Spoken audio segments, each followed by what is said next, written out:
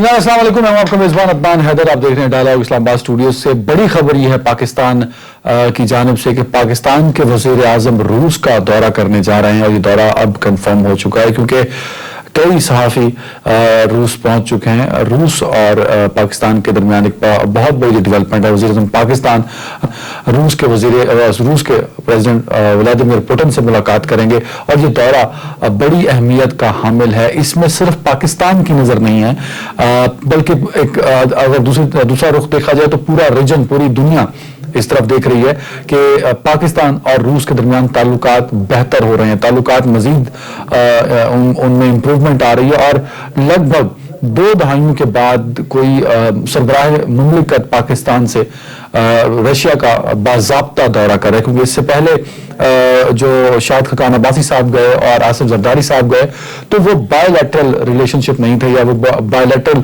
Visit नहीं था। ये एक बाकायदा विजिट है सरबराह मुमलिकत का, प्राइम मिनिस्टर ऑफ पाकिस्तान का, specifically in the context of both countries. तो देखना ये है कि इसके इम्पैक्ट क्या है, क्योंकि हमने हमेशा ये सुना है और हमेशा ये पढ़ा भी है कि रूस से कुर्बत जो है वो अमेरिका से हम नाराजगी मोल लेने के मुतरादिफ होगा। तो क्या अब ये कॉन्सेप्ट खत्म हो गया?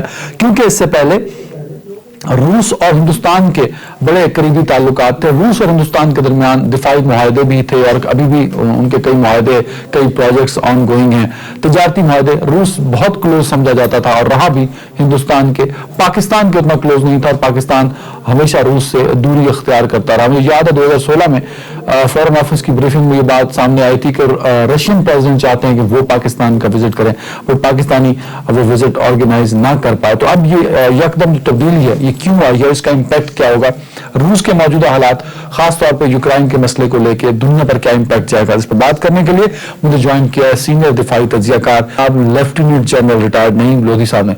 जनरल साहब, वार्म वेलकम इन शो। सबसे पहले किस तरह देखते हैं सर आप प्राइम मिनिस्टर पाकिस्तान का दौरा रूस जो कि अगले हफ्ते में होने जा रहा है? इसको मुख्तलिफ पहलुओं से देखें। सबसे पहले तो फॉरेन पॉलिसी और डिप्लोमेसी के पहलू से, जिसमें ये प्रिंसिपल है कि आप सबके साथ अपने ताल्लुकात रखते हैं और जरूरी नहीं कि आपके ताल्लुकात जीरो सम गेम हो कि एक के साथ हुए, अगर उनकी आपस में चपकलिश है तो दूसरे के साथ नहीं। आप पूरी दुनिया में देखते हैं कि लोग ऐसे करते हैं। बायलैटरलिज्म भी होता है, मल्टीलैटरलिज्म भी होता है, मल्टीलेड भी होते हैं जो आपके ताल्लुकात होते हैं। तो मेरा ख्याल उस लिहाज से, डिप्लोमेसी के लिहाज से तो ये बेहतरीन एक ब्रेक थ्रू है और बल्कि हमने जरा देर कर दी है। उसके अलावा अगर आप इसको स्ट्रेटेजिकली देखें तो अभी जो हमें इमीडिएट सामना है परेशानियों का, उसके अंदर आपको पता है भारत के साथ हमारा स्टैंड ऑफ है, अफगानिस्तान में हमारे मसाइल हैं और हमारे कुछ अंदरूनी मसाइल भी हैं। तो इन तीनों मामलात में रूस हमारी मदद कर सकता है। मैं आपको बताता हूं कैसे जी। भारत के ऊपर कुछ ना कुछ उनका क्लाउड है, वो कोई ना कोई प्रेशर चाहे ज्यादा नहीं कम डाल सकते हैं। जहां तक कश्मीरियों पर जुल्म सितम है उस सिलसिले में बात हो सकती है। अफगानिस्तान के सिलसिले में क्लीडी रोल प्ले कर सकता है। रशिया, चाइना, पाकिस्तान मिलकर अगर अफगान हुकूमत के ऊपर थोड़ा सा प्रेशर डालें कि भाई आप जो एडजस्ट कर सकते हैं वो करें, हमारी बातें भी माने ताकि हम आपको तस्लीम करें और आगे चले, उसमें तुर्की शामिल हो जाएगा, सेंट्रल एशियन कंट्रीज आ सकते हैं। तो उस लिहाज से फिर इकोनॉमिकली आपको पता है नॉर्थ साउथ कॉरिडोर अगर बनता है और सेंट्रल एशियंस को क्रॉस करके कोई गैस की पाइपलाइन या कोई और मामला जिसके ऊपर ऑलरेडी आपको पता है कि पेशरफ्त हो रही है, तो उस लिहाज से भी रूस के लिए भी ये बड़ा अहम है। सिर्फ पाकिस्तान नहीं गेन करेगा, इसे रूस गेन करेगा, बिकॉज अगर उनको ये मिल जाती है एक्सेस टू इंडियन ओशन तो उनके लिए एक बहुत दरीना ख्वाब है उनका जो पूरा हो जाएगा। बिल्कुल ठीक। तो मेरा ख्याल है all said and done it is very important. I agree with all points जो आपने हाईलाइट किए और ये मेरे ख्याल में कोई ढके छुपा भी नहीं है। हम जब भी तारीख उठा के देखते हैं, हमें कहा जाता है कि हमारी सबसे बड़ी सफारती गलती थी कि हम रूस को जाने की बजाय यूएस विजिट पे चले गए थे। रूस ज्यादा हमें सूदमंद हो सकते हैं, रूस से ताल्लुकात, ये तो हर एक जानता है, पर पाकिस्तान कभी इस पहलू में गया नहीं था। अभी यकदम तो तब्दीली हुई है। ये अमेरिका का अफगानिस्तान से निकल जाने की वजह से हुई है या अमेरिका हमें हाथ नहीं पकड़ा रहा या अमेरिका ने हमें जवाब दे दिया मुकम्मल तौर पर, तब हमने सफारती आदाफ को बदला है? हुआ क्या है एक्चुअली सर? जी, हुआ तो बहुत कुछ है ना। एक तो आपने जिक्र कर दिया अफगानिस्तान के सिलसिले में जी। ये मैं आपको बता दूं कि अमेरिका का अब भी बहुत गहरा इंटरेस्ट है पाकिस्तान में। ये कुछ लोग जो कहते हैं नहीं यहाँ से उसका बोरिया बिस्तरा गोल हो गया है और अभी वो यहाँ कोई इंटरेस्ट नहीं ले रहा, आप दो चीजों पर गौर कीजिए। जब चाइना जाने लगे थे हमारे वजीर आजम, तो वहां से एक स्टेटमेंट आई थी कि पाकिस्तान अभी भी हमारा स्ट्रेटेजिक पार्टनर है, और फिर साथ ही बलूचिस्तान में 2-3 हमले हुए थे, तो वो आपको गाजर और डंडा दोनों दिखा रहे थे।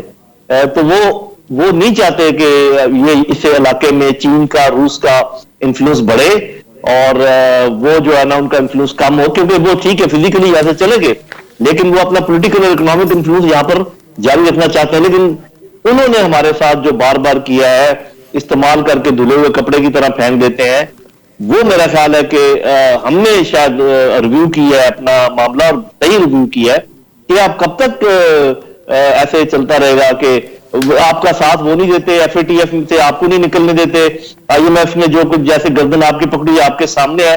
ठीक है, हमारे डायस्पोरा बहुत है मिडिल ईस्ट में, अमेरिका में, हमारे रेमिटेंसेस वहां से आते हैं, लेकिन आपने एक की जगह कोई दूसरी कुर्बानी तो देनी पड़ती है, ऐसा ऐसा ही शिफ्ट होगी।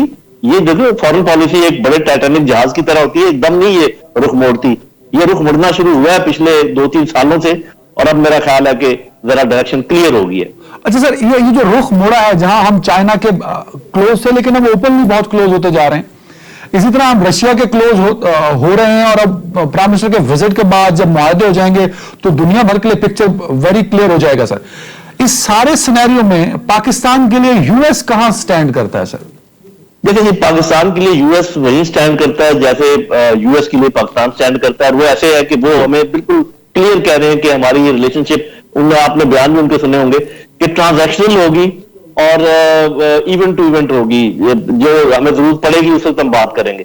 तो बिल्कुल हमारा जो ना रेसिप्रोसिटी का ये बनता है कि मैं आसान कर देता हूं पॉइंट। मैं जो पूछना चाह रहा था सर वो ये है कि एक तरफ तो प्रेसिडेंट बाइडेन हमारे प्राइम मिनिस्टर का फोन नहीं उठाते या पता नहीं उनको फोन नहीं करते, एक तो ये तस्वीर का रुख। तस्वीर का दूसरा रुख ये है कि दुनिया के दूसरे बड़े और मजबूत और ताकतवर सदर से प्राइम मिनिस्टर पाकिस्तान मिलने जा रहे हैं। इसको जब आप सामने रखते हैं तो then what comes in your mind sir?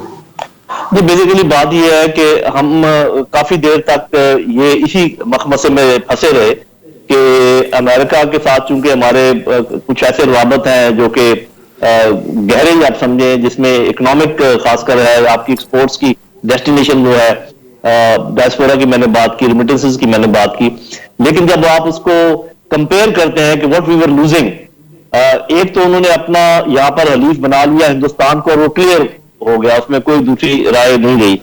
दूसरा ये है कि उसकी जो मुखासमत है चाइना के साथ और हिंदुस्तान भी उसमें शामिल है, उसमें हम फंस गए कि अब हम क्या करें। तो ये बहुत अच्छा रहता कि अगर हम आखिर तक या जब तक हो सकता बैन चलते रहते।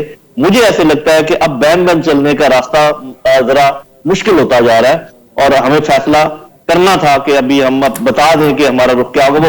Very fine sir, very fine. America prime minister of Pakistan के इस दौरे से खुश होगा, ना खुश होगा, या उसको फर्क नहीं पड़ता? जी, ना खुश होगा, और नाखुशी का इजहार आपको जल्दी नजर आ जाएगा, और वो उस वक्त फिर हम ही में से बहुत सारे लोग ये बात करेंगे कि देखा हम कहते ना थे कि ऐसा ना करो। लेकिन वो जैसे मैंने कहा, एक वो मुसीबत है जिससे हम गुजर रहे हैं, एक वो मुसीबत है जो आने वाली है। मेरा ख्याल है कि जिस मुसीबत से हम गुजर रहे हैं ये लाबतनाई थी और चलती चली जा रही थी, इससे हम निकल नहीं पा रहे थे।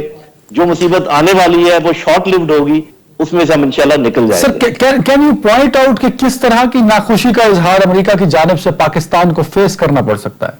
जी, बड़ा सिंपल, आपका प्रेशर इंडिया की तरफ से बढ़ेगा, आपका बलूचिस्तान में ज्यादा मसाइल खड़े होंगे, और जो इंटरनल सिचुएशन है, और आपको ज्यादा तंग करेगा IMF, आपको ज्यादा तंग करेगा FATF। ये 4 चीजें जो मैंने आपको गिनवाई हैं, ये आपको करीब अगले 2 महीनों में बिल्कुल साफ शीशे की तरह नजर आएंगी। बिल्कुल ठीक है सर। मैं टाइम का आपको लगता है कि जो प्राइम मिनिस्टर साहब जा रहे हैं, अभी तक तो हमें क्लियर ब्रीफ नहीं किया गया, ना ही मीडिया को बताया गया, ना ही कुछ मुआहदों के हवाले से जिक्र हुआ, तिजारती और दिफाई दोनों तरह के एग्रीमेंट्स हो सकते हैं क्या इस विजिट में, या सिर्फ एक विजिट होगा, या होना चाहिए आपकी नजर में? ये देखिए, मेरा ख्याल है कि विजिट जो है ये सारे सौते खोलेगा, और बाकी मामलात शायद ठहर के होंगे, बाद में होंगे। आपको आपकी नजर में एक चीज होनी चाहिए कि ये जो प्यूटन और प्रेसिडेंट शी ने जो बयान दिया था کہ انہوں نے چیلنج کیا ہے جو ان کی اجارہ داری ہے امریکہ کی، وہ ایک بہت معنی خیز بات ہے. انہوں نے باضابطہ طور پہ جو یونیک پولیرٹی ہے ورلڈ کی اس کو چیلنج کر دیا ہے. World has now become by polar اگر ناٹ ملٹی پولر. تو ابھی اس حساب سے میرا خیال ہے کہ ہمارا جو یہ اقدام ہے، یہ قدم ہے، بالکل درست سمت میں ہے اور بالکل ٹھیک ہے. دفاعی معاہدے اگر روس سے ہوتے ہیں اور رشین ٹیکنالوجی پاکستان کے پاس آتی ہے تو ریجنلی پاکستان کا انڈیا کے اوپر کتنا بہتر کمانڈ ہوگا یا ایکول ہوگا، کیونکہ امریکن انڈینز اب ڈائیورٹ ہو رہے ہیں towards American technology in their air force, بیریا and army as well. Sir Pakistan کا ایک بڑا پروجیکٹ ہے JF-17 جو کہ چائنا کے ساتھ ہم نے کولیبوریٹ کر کے بنایا تھا، بٹ JF-17 کا جو انجن ہے وہ رشین جنریشن ہے. سر اس پہ آخری ریمارکس اگر آپ دے دیں. سر جی بالکل. ایسے آج کل کے جتنے بھی پروجیکٹس ہیں، چاہے وہ ٹینکوں کے ہوں، چاہے وہ جہازوں کے ہوں، بحری جہازوں کے ہوں، اس میں جو ٹیکنالوجی استعمال ہوتی ہے وہ پوری دنیا سے لی جاتی ہے. فار ایگزامپل جو JF-17 آپ نے بات کی، اس کی جو ایویونکس ہے وہ سب مغربی ہے اور کچھ چائنیز ہے. تو یہ تو چلتا رہے گا. مطلب یہ نہ تو ہندوستان کو کوئی تکلیف پہنچے گی کہ اگر ہم ان سے کچھ لیتے ہیں، نہ ہمیں پہنچنی چاہیے جب ہندوستان ان سے کچھ لیتا ہے. یہ لین دین کا معاملہ تو آپ کے جتنے آپ کے جیب میں پاور ہے اس کے حساب سے چلے گا. اور میرا خیال ہے ہماری ابھی میجر ٹیکنالوجی جو ایسٹرن ٹیکنالوجی ہے، چائنیز ہے، رشین ہے. تو اور ہم خود چونکہ انڈیجنس پروڈکشن بہت کرتے ہیں تو آپ دیکھیں گے، اور ترکی آپ کو پتا ہے بھی ہمارے ساتھ کولیبریٹ کرنے لگ گئے. تو ہماری آل راؤنڈ ٹیکنالوجی ہے اور ہم اس میں ہمیں فائدہ ہی ہوگا، نقصان کا کوئی اندیشہ نہیں. سر آخری سوال پوچھنا چاہوں گا، یوکرائن کے مسئلے کو لے کے دنیا بھر تنقید کر رہے ہیں پوٹن پہ، اور شاید کوئی بھی نہیں سوچ سکتا کہ رشیا کا کوئی وزٹ کرے گا ڈیورنگ دیز ڈیز. پورا یورپ، امریکہ کو دیکھ لیجئے، ساری دنیا ذرا ناراضی کا اظہار کر رہی ہے. اس لمحے میں Pakistan is going to visit Russia and plan ہے کہ ہم پریزیڈنٹ پوٹن سے ملیں گے. تو یہ کیا میسج کیا جائے گا دنیا بھر کو؟ سر دیکھیں یہ میسج بڑا سمپل جائے گا کہ چین اور روس ایک پول بن کے ابھر رہے ہیں اور پاکستان نے فیصلہ کر لیا ہے کہ وہ کس کے ساتھ کھڑا ہوگا. بالکل. بہت شکریہ جنرل ریٹائرڈ نعیم خالد لودھی صاحب. ناظرین وقت بریک کا، بڑھتے ہیں بریک کی جانب.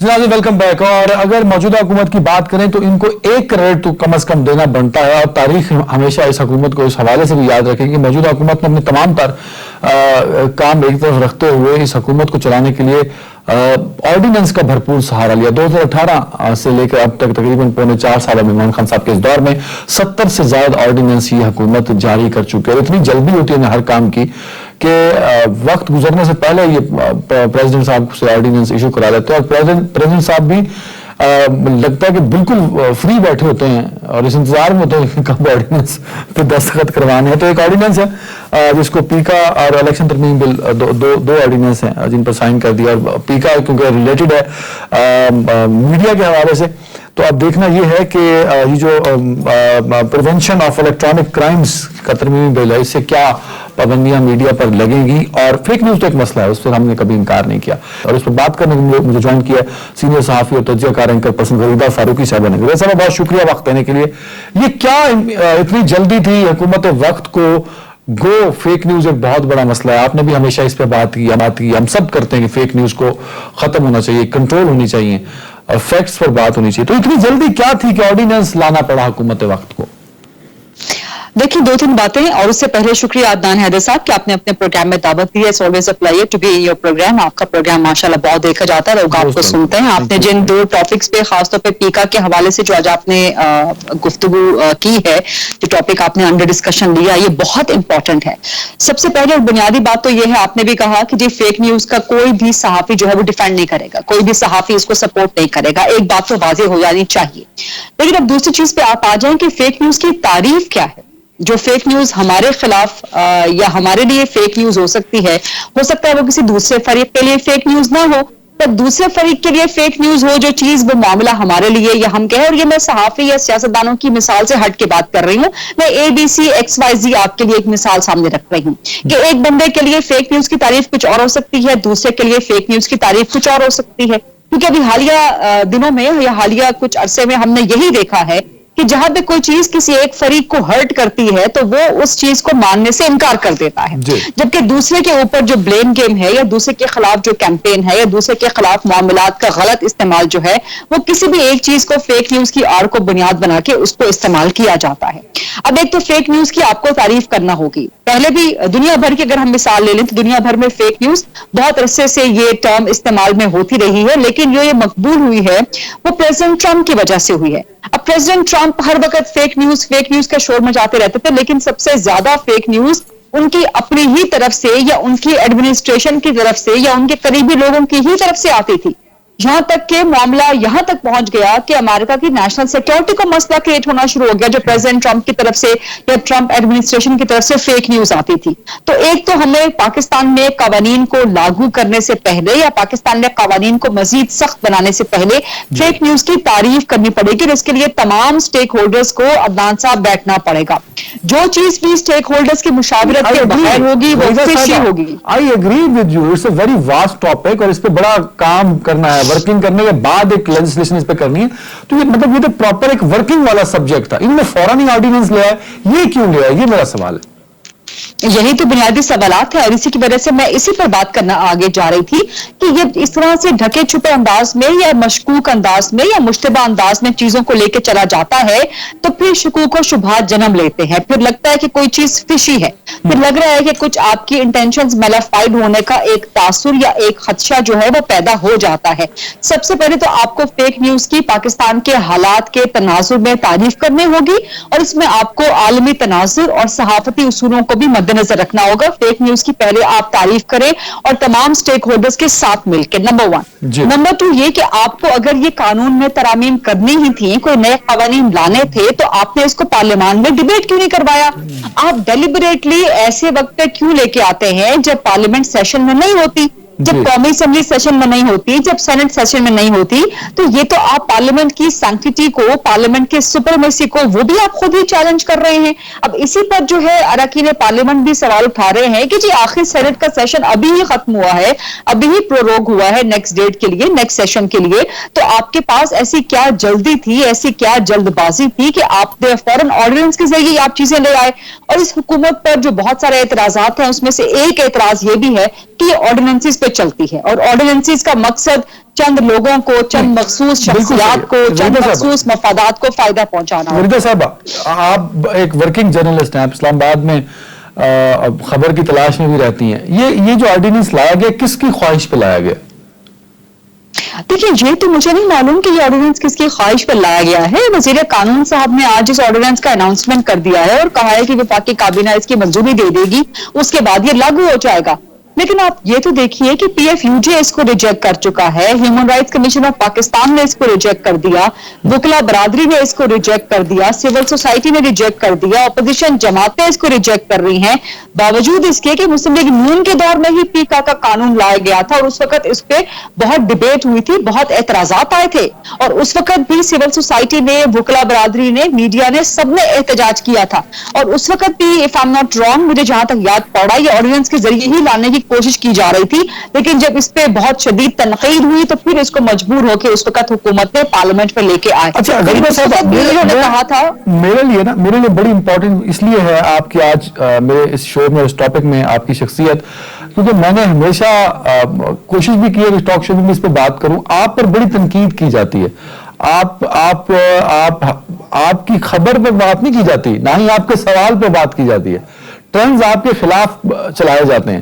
تو آج جو وفاقی وزیر قانون صاحب نے بات کی بڑی اچھی تھی، انہوں نے کہا جی چیف جسٹس گلزار صاحب کے خلاف جو خراب زبان استعمال ہوتی ہے، جو خاتون اول کے خلاف ہوتی ہیں، تو یہ نہیں ہوگی، اس کے آنے کے بعد یہ ایسی چیزیں رک جائیں گی۔ تو مطلب آپ کو تو اس قانون کو سپورٹ کرنا چاہیے تھا۔ میں تو یہ سوچ رہا تھا کہ آپ کہیں کہ بڑا اچھا آرڈیننس ہے، یہ حکومت بڑا اچھا اقدام کر رہی ہے، کیونکہ آپ خود متاثر ہیں اس طرح کے ٹرینڈز کی، آپ کے خلاف اس طرح کے ٹرینڈز لائے جاتے ہیں۔ लेकिन जी दो तीन चीजें हैं, जो भी मामला, जो भी कानून बुनियादी इंसानी, शख्सी, आईनी, जमहूरी, पार्लिमानी रिवायात और हुकूक के खिलाफ होगा, मैं कभी भी उसको सपोर्ट नहीं करूंगी, नंबर वन। नंबर टू, जैसे कि मैंने पहले दो तीन चीजें आपको बताई, फेक न्यूज की तारीफ जो है वो अभी पेंडिंग है, पाकिस्तान में फेक न्यूज की तारीफ होनी चाहिए। दूसरा, पार्लियामान में इसको डिबेट होना चाहिए, क्योंकि parliament is the major forum and is the relevant forum. तीसरी चीज है कि इस किस्म के कवानीन हमने बहुत देखे हैं, लेकिन कवानीन का इतलाक जब सिलेक्टिव होता है और सिलेक्टेड होता है तो वहां से मसाइल क्रिएट हो जाते हैं। अब देखिए, आपने जो खवातीन के खिलाफ चलने वाली अखलाक बाख्ता और घटिया और गलीज कैंपेन्स का जिक्र किया, मेरे खिलाफ ही पिछले 8-9 सालों से इस किस्म की कैंपेन्स चल रही हैं, और मेरी FIA में कितनी ही दरखास्तें अभी तक पेंडिंग हैं, जिसमें से बहुत हाई प्रोफाइल दरखास्तें भी हैं, जिसमें से एक स्टेट मिनिस्टर के खिलाफ भी है, जो कि इस वक्त स्टेट मिनिस्टर हैं। तो कई सालों से वो दरखास्तों पर कार्रवाई क्यों नहीं हुई, जबकि दूसरे फरीक की तरफ से एक दरखास्त जाती है, आधे घंटे में लाहौर में जाती है, और दूसरे शहर में इस्लामाबाद, जहां से 5-6 घंटों का रास्ता है, वहां पे आधे घंटे में टीम पहुंच जाती है। तो देखिए, ये जो सिलेक्टिव और सिलेक्टेड आउटरीच है ना, और ये सिलेक्टिव और सिलेक्टेड जस्टिस जो है, इसका असल प्रॉब्लम है। तो कवानीन का इतलाक अगर आपने गरीबा मैम, आपने FIA से बात की कि वो आपकी दरखास्तों पर इतनी तेजी से, चलो इतनी तेजी से ना करे, इससे कुछ 20% कम कर ले, 50% कम तेजी से आपकी दरखास्त पर भी अमल कर ले, कार्रवाई कर ले? देखिए अदनान हैदर साहब, चूंकि मेरी दरखास्तें FIA में मौजूद हैं, तो मेरा उनसे राब्ता रहता है, और डेफिनेटली मैं अपने केसेस को परस्यू करती रहती हूँ। लेकिन अगर FIA उस पर कार्रवाई नहीं करेगा, या अगर बताता रहेगा कि जी प्रोसेस चल रहा है, नोटिसेस हो रहे हैं, मामलात को देखा जा रहा है, तो फिर आप जानते हैं कि पाकिस्तान में निज़ाम इंसाफ किस तरह से काम करता है। यहाँ पे कई लोगों के, मेरे तो फिर भी चंद सालों के पड़े हुए हैं ना, कोई 8-9 सालों के पड़े हुए केसेस, लोगों के 20-20, 30-30, 40-40 साल मर जाने के बाद वैसे गरीबा मैम कभी इंसाफ नहीं मिलता। कभी आइडेंटिफाई हुआ कि ये ट्रेंड चलवाता कौन है, खास तौर पे आपके खिलाफ? मैंने तो हमेशा जब भी ट्रेंड का बैकग्राउंड देखा है, ना कभी आपका सवाल गलत हुआ है, ना कभी आपकी इंफॉर्मेशन फेक हुई है, फिर ट्रेंड्स को कौन चलवाता आपके खिलाफ? ये नामालूम अफराद आपको मालूम नहीं है अदनान हैदर साहब? सबको मालूम है कि ये कौन बैठे हैं नामालूम अफराद। और पहले तो फिर भी कुछ झिझक और शर्म हुआ करती थी, कुछ लिहाज हुआ करता था, कुछ मैं कहूंगी शायद बहुत से लोगों को इससे एतराज हो कि पहले भी कोई झिझक नहीं होती थी, लेकिन कम से कम अब तो आप ये देखिए कि अब पूरे की पूरी कैबिनेट, पूरे की पूरी गवर्नमेंट उठ के मेरे खिलाफ वो अखलाक बाख्ता और घटिया और गलीज कैंपेन चला रही है। तो ठीक है, आप अगर कानून लेके आ रहे हैं, और ये बात मैं तर्जन कह रही हूँ, हुकूमत वक्त और कैबिनेट के लोग भी आपके खिलाफ ट्रेंड चलवाने में शामिल होते हैं। जी, आप अगर ट्रेंड्स का जिक्र कर रहे हैं तो आपने देखा होगा कि उन्हीं ट्रेंड्स को लेके इस वक्त जो हुक्मरान जमात है, जो हुक्मरान सियासी जमात है, उसी ने वो ट्रेंड्स इनिशिएट किए, और उसके बाद पूरी की पूरी काबीना ने उन ट्रेंड्स को जो है आगे बढ़ाया। आप ये सब जानते हैं अदनान हैदर साहब, आपने सब देखा हुआ है। ये बहुत पेनफुल है, मतलब मेरे लिए यही हैरान कुन है कि खुद इस तरह के ट्रेंड चलवाते हैं। आज वफाकी वज़ीर कानून साहब बैठ के कह रहे थे कि इस तरह के ट्रेंड्स जो लोगों के खिलाफ चलते हैं वो नहीं चलने चाहिए। मैं इसलिए बड़ा हैरान था कि ये क्या खुद चलवाते हैं एक तरफ और दूसरी तरफ कहते हैं कि नहीं चलने चाहिए। बड़ा हैरान था मैं इस बात से। ये वही मामला है ना जो मैं पहले आपसे गुजारिश कर रही हूँ कि जी अगर आप कानून और इंसाफ तमाम पाकिस्तानियों के लिए, तमाम शहरियों के लिए यकसान लागू करेंगे तो फिर ही मामलात आगे बढ़ सकेंगे। तो ब्रेक करा दी, बहुत शुक्रिया गरीदा फारूकी साहब देने के लिए। बढ़ते हैं ब्रेक की जानिब।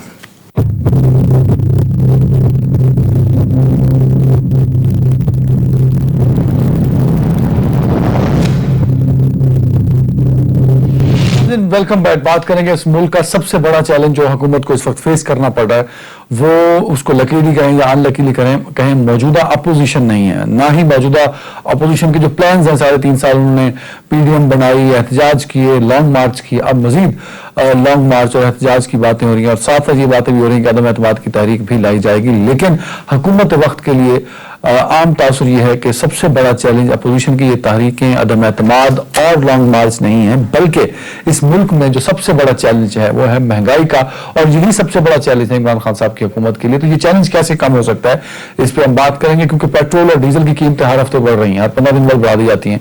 बिजली की कीमत भी हर हफ्ते तकरीबन बढ़ा दी जाती है। तो ये जो बढ़ाने का सिलसिला है, कीमतों को बढ़ाने का, ये कब तक जारी रह सकता है? इसको बात करने के लिए मुझे ज्वाइन किया है सीनियर माहिर माशियात जनाब डॉक्टर फारूक सलीम साहब। डॉक्टर साहब वेलकम इन शो। सर ये बताइए कि ये कोई नया मसला नहीं है। जब अखबार भी उठा के देखते हैं 70s के 80s के, उनमें भी सुपर लीड लगी होती है कि अवाम महंगाई की चक्की में पिस रहे हैं। तो ये जुमला तो बहुत पुराना है और लगता है कि सूरत हाल भी बहुत पुरानी है।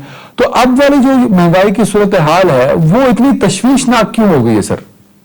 जी अदनान साहब, आपका सवाल बड़ा उम्दा है और इसका जवाब भी मैं समझता हूं कि बड़े गौर से सुनने वाला है। आपने कहा कि महंगाई तो हमारे साथ है, पिछले 70-75 सालों से हमारा साथ है।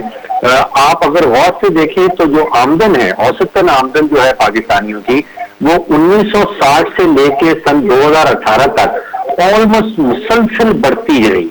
हर साल हमारी आमदन बढ़ जाती है। उसके साथ ही साथ महंगाई भी थी। तो मैं सोच रहा हूं कि शायद हम पाकिस्तानी उसको बर्दाश्त कर लेते थे, क्योंकि हमारी आमदन बढ़ रही थी और साथ हम थोड़ी बहुत महंगाई भी बढ़ रही थी। तो दोनों ब्रेक इवन आप सोच लिए हम कर लेते थे। 2018 के बाद मामला ये हुआ, एक तो जो शरह है महंगाई की वो पिछले 70-74 सालों के मुकाबले में बहुत ज्यादा हो गई और साथ ही साथ हमारी आमदन गिरना शुरू हो गई। तो पिछले 3 सालों से औसतन आमदन जो है वो मुसलसल गिर रही है और महंगाई की शरह जो है वो आप सोचिए भी जो रिसेंट आई है वो 18% हमारा जो सेंसिटिव प्राइस इंडेक्स कहलाता है, जो हुकूमती इदारा हमें देता है। तो आमदन गिर रही है, महंगाई की शरह पहले से भी ज्यादा हो गई। तो फिर इस वजह से जो है आपके और मेरे और हम सबकी जिंदगी के ऊपर जो बोझ है, जो मजमूई बोझ है, वो बहुत ज्यादा बढ़ गए। अच्छा डॉक्टर साहब ये बताइएगा कि हम अक्सर ये कह देते हैं कि मौजूदा महंगाई का जिम्मेदार IMF है, मतलब IMF का प्रोग्राम है। क्या ये बात दुरुस्त है कि IMF प्रोग्राम की वजह से ही इस मुल्क में महंगाई है? देखिए, मैं देख रहा हूं कि हमारी हुकूमत न सिर्फ ये वाली भी, इससे पहले वाली भी कुर्बानियों के बकरे ढूंढती है। यानी कि अगर चीनी की कीमत बहुत ज्यादा है तो माफिया की गलती है, अगर आटा बहुत बढ़ गया है तो माफिया ये काम कर रहा है, अगर बिजली की कीमत बढ़ानी पड़ रही है तो IMF को ये काम कर रहा है। तो बजाय इसके कि हम एडमिट करें कि हम कोई पॉलिसी नहीं बना पाए या हमारी तरफ से पॉलिसी का एक फुकदान रहा है, तो हम फौरन से कुर्बानी का बकरा ढूंढ लेते हैं और उसका नतीजा ये निकलता है कि हम अपनी जिम्मेदारी जो है या हुकूमत अपनी जिम्मेदारी जो है वो उतार के किसी और के ऊपर चढ़ा देती है। क्योंकि बिजली की कीमत बढ़ानी पड़ रही है तो IMF हमें मजबूर कर रहा है। देखिए, मैंने बहुत सारे एग्रीमेंट जो ममालिक करते हैं IMF के साथ, जो पाकिस्तान मुआहदे करता है, मैंने खुद से पढ़े हैं। उसमें IMF कहीं किसी मुल्क को ये नहीं कहता कि आप अपने बिजली के रेट बढ़ा दें। वो ये कहता है, जैसे पाकिस्तान के हवाले से कहता है कि आप 450 अरब रुपए का सालाना नुकसान कर देते हैं अपने पावर सेक्टर में, जो आपकी चोरी हो जाती है, जो आप महंगी बिजली ले रहे हैं।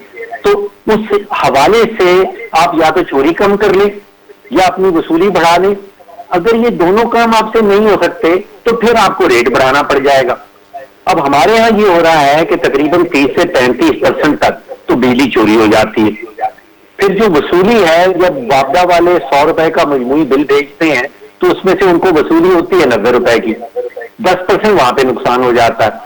तो 10% वहां नुकसान हो रहा है, 30 से 35% बिजली चोरी हो रही है, तो फिर वो जो रेट है वो उनको बढ़ाना पड़ जाता है, चोरी पे कंट्रोल नहीं कर पाते। ये आपने तज़किरा कर दिया बिजली की महंगाई का। इसमें सर एक टर्म यूज होती है फ्यूल प्राइस एडजस्टमेंट। जब भी बिजली महंगी करनी है सर, हर हफ्ते ये कि प्राइस फ्यूल एडजस्टमेंट की मद में इतने पैसे आप पे, ये क्या है सर?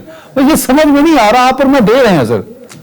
देखिए, ये अब आपने नब्ज पकड़ ली और इसमें मामला कुछ ऐसा है कि हमारे पास जो LNG के प्लांट्स लगे हुए थे अदनान साहब, आप सोचिए कि हमारी हुकूमत से गलती हो गई या वो भूल गए, उन्होंने LNG ऑर्डर नहीं की। अब बहुत सारे जो LNG पे प्लांट्स चल रहे थे जो आपको सस्ती बिजली दे रहे थे, उनको हमने अब फर्नेस ऑयल पे चलाना शुरू कर दिया। ये वो फ्यूल एडजस्टमेंट चार्ज है जो आप बता रहे हैं कि इजाफी फ्यूल महंगा खरीदा गया है, और अगर महंगा खरीदा गया है तो फिर वो सार्फिन में पे करना है, तो फिर वो आपके और मेरे ऊपर आता है। डॉक्टर साहब, मेरा दिल कर रहा है मैं उठ के सल्यूट करूं, कितनी सादगी से आपने وہ مشکل سا جملہ سمجھا دیا جو شاہزیب خانزادہ اور عماد اظہر نہیں سمجھا سکے. اگر اسی سادگی میں یہ بتائیے کہ اگر ٹینڈر وقت پہ ہو جاتا ہے LNG کا تو یہ جو فیول ایڈجسٹمنٹ ہم بھر رہے ہیں آج اور جو آگے بھرنی ہے اگلے کچھ ہفتوں میں دوبارہ 6 روپے کچھ پیسے وہ نہ بھرنی پڑتی ہے, آپ یہ کہہ رہے ہیں. دیکھیے فیول ایڈجسٹمنٹ کا مطلب یہ ہے کہ جو فیول آپ استعمال کر رہے ہیں بجلی بنانے کے لیے اگر وہ حکومت کو مہنگا پڑ رہا ہے تو وہ پاس آن کرتی ہے صارفین کے اوپر. اب LNG سے جب ہم بجلی بناتے ہیں تو وہ سستی بجلی بنتی ہے. اب اگر آپ نے LNG نہیں منگوائی یا LNG میں جس نے سپلائی کرنا تھا وہ ڈیفالٹ میں چلا گیا اور اس نے آپ کو LNG نہیں دی تو پھر آپ مہنگا فیول خرید رہے ہیں تو پھر مہنگی بجلی بنے گی. جب حکومت کو مہنگی بجلی پڑے گی تو صارفین کے اوپر بھی وہی مہنگی بجلی کا بوجھ ڈالے گی. تو اتنا ہے معاملہ. میں کہہ رہا ہوں LNG کا وقت پر نہ آنا جو ہم باقی چیزیں نہیں جاتے وہ ایک ریزن بنا ہے اس فیول ایڈجسٹمنٹ کے اضافے کی. بالکل صحیح. اچھا یہ بتائیے سر کہ جس کا آپ تذکرہ کر رہے تھے IMF کے پلان اور پھر ہماری جو پالیسیز ہیں اس کو لے کے, مطلب IMF نہیں کہتا کہ آپ پیٹرول کی قیمت بڑھا دیجئے, ڈیزل کی قیمت بڑھا دیجئے, آپ بجلی کی قیمت بڑھا دیجئے, تو یہ کیا ہماری اپنی پالیسیز ہوتی ہیں؟ دیکھیے IMF یہ کہتا ہے کہ آپ کو جو چیز جس قیمت پہ پڑ رہی ہے جو آپ کی کاسٹ آف پروڈکشن ہے آپ وہ وصول کریں صارف سے. اب اگر آپ کو مہنگی بجلی پڑ رہی ہے جس میں چوری کا حساب بھی ہے, جس میں وصولی بھی نہیں ہو رہی, جس میں آپ مہنگا فرنس آئل بھی لے رہے ہیں, تو پھر IMF کا اچھا اب آپ سوچئے کہ گندم کی قیمت جو 35 روپے کلو تھی آج سے 3 سال پہلے جب PTI کی حکومت آئی تھی, اب وہ 70-75 روپے ہے. تو اس میں کیا ہمیں IMF نے کہا کہ آپ 75 روپے کر دیں. اب چینی کی قیمت 55 روپے کلو تھی, پھر آپ کو یاد ہے 110-120 پہ چلی گئی, تو کیا وہ IMF کے نتیجے میں گئی ہے کہ IMF نے ہمیں کہا جس مہنگائی کے ڈاکٹر صاحب جس نہج پر ہم کھڑے ہیں کیا اس سے واپسی ممکن ہے موجودہ حکومت کے لیے؟ جی حکومت کا اپنا ادارہ ہے, میں نے ذکر کیا پاکستان بیورو اسٹیٹسٹکس, وہ جیسے آپ کو ماہانہ بتاتا ہے کہ آج افراط زر کی شرح کیا رہی, وہ ایک اور انڈیکس چھاپتا ہے جس کو کہتے ہیں ہول سیل پرائس انڈیکس, یعنی کہ ہول سیل میں قیمتوں کا کیا حال ہے. تو جو میں نے پچھلے مہینے کا جنوری کا ہول سیل پرائس انڈیکس حکومت کا پبلش ہوتا دیکھا ہے, اس میں وہ بتا رہے ہیں کہ 24% اضافہ ہوا ہے ہول سیل لیول کے اوپر. اب اس کا مطلب یہ ہے عدنان صاحب کہ اگر ہول سیل میں اتنی تیزی سے قیمتیں بڑھ رہی ہیں تو جب آپ اور میں کسی دکان میں جائیں گے جو ریٹیل لیول پہ اوپر چیزیں خریدیں گے تو وہ ہول سیل کی منتقلی ہوگی اگلے چند ہفتوں کے اندر, اگلے چند مہینوں کے اندر ریٹیل لیول کے اوپر. تو اگر ہول سیل میں 24% سے قیمتیں بڑھ رہی ہیں تو یہ توقع رکھنا کہ ریٹیل لیول پہ قیمتیں نیچے آ جائیں گی یہ بالکل غلط ہوگا. اچھا بالکل ٹھیک ہے سر. جب آپ اور میں مہنگائی پہ بات کر رہے تو میرے سامنے شوکت ترین صاحب کا ایک ٹویٹ آیا. جب شوکت ترین صاحب کے بارے میں جب بھی میں آپ سے سوال پوچھتا ہوں نا تو آپ انہیں ایک بڑا اچھا گریڈ کیا کرتے تھے جب تک وہ حکومت میں نہیں تھے, اور آپ ان کی پالیسیز کو انڈورس بھی کیا کرتے تھے. شاید یاد ہے کہیں کسی پروگرام میں آپ میرے پروگرام میں تھے ان کے ساتھ, تو یو آر انڈورسنگ جو شوکت ترین صاحب کہہ رہے تھے سر. آج وہ یہ کہہ رہے ہیں ٹویٹ کرتے ہوئے کہ Pakistan ranks list costly Umang 139 countries of the world. تو لسٹ بھی دیتی ہے انہوں نے. ایک تو عدنان صاحب مجھے ذاتی طور پہ یاد نہیں ہے کہ میں نے کہیں ان کو انڈورس کیا ہو, آپ کہتے ہیں وہ ضرور کیا ہوگا. ابھی ماضی بعید کی بات کر رہا ہوں. اچھا ابھی جو میں نے بھی ان کی ٹویٹ دیکھی ہے اور بڑی پریشان کن ٹویٹ ہے, اور اس حوالے سے کہ ایک ادارہ ہے نمبیو کے نام سے جہاں سے انہوں نے یہ ڈیٹا اٹھایا ہے. یا تو ان کو کسی نے بہت ہی غلط انفارمیشن دی ہے ہمارے وزیر خزانہ صاحب کو, اگر وزیر خزانہ صاحب نے خود سے یہ ڈیٹا ڈھونڈا ہے تو بڑی پریشان کن بات ہے. یہ وہ ادارہ ہے جو ایکسپیکٹس کے لیے مختلف دنیا کے مختلف ممالک کی آپ کو پرچیزنگ پاور بتاتا ہے. مطلب یہ ہوا کہ جو ایکسپیٹ پاکستان میں آتے ہیں جن کو ڈالرز کے حوالے سے آمدن ملتی ہے اس کے حوالے سے یہ ڈیٹا پیش کیا جا رہا ہے. تو یہ ڈیٹا آپ کے اور میرے اوپر لاگو نہیں ہوتا. آپ اور میں تو روپوں میں کماتے ہیں, ہم پاکستان میں رہتے ہیں, हम पाकिस्तान में एक्सपर्ट नहीं है। ये वाला जो डेटा है ये खास तौर पे तश्कील दिया गया है, ये वो इदारा जिसने ये तश्कील दिया है वो खुद से ये कहता है कि ये एक्सपर्ट्स के लिए डेटा है। इसमें इसी डेटा में वो ये बताता है कि कराची में एक 4 लोगों की फैमिली जो रहती है उसका खर्चा 1,82,000 रुपया है। तो ये 1,82,000 रुपया एक्सपर्ट्स के लिए है जिनको डॉलर्स में इनकम मिलती है। शौकत तो अली साहब ये ने डेटा शौकत अली साहब ने डाटा सही ट्वीट किया, उसको गलत कॉन्टेक्स्ट में ट्वीट कर दिया, ये कह रहे हैं। जी, वो आपके और मेरे लिए नहीं है, वो एक्सपर्ट्स के लिए है। बिल्कुल ठीक, बिल्कुल ठीक। बहुत शुक्रिया डॉक्टर फारूक सलीम साहब, वक्त निकला। हम दुआ करते हैं इस मुल्क में महंगाई का खात्मा हो सके, क्योंकि महंगाई खत्म होगी तभी मसाइल खत्म होंगे, और मसाइल खत्म होंगे तभी हुकूमत वक्त को अपनी सियासत और अपनी पार्टी और अपने मंशूर पर काम करने का मौका मिलेगा। आज का शो यहीं तक, अपना ख्याल रखिएगा, अल्लाह हाफिज।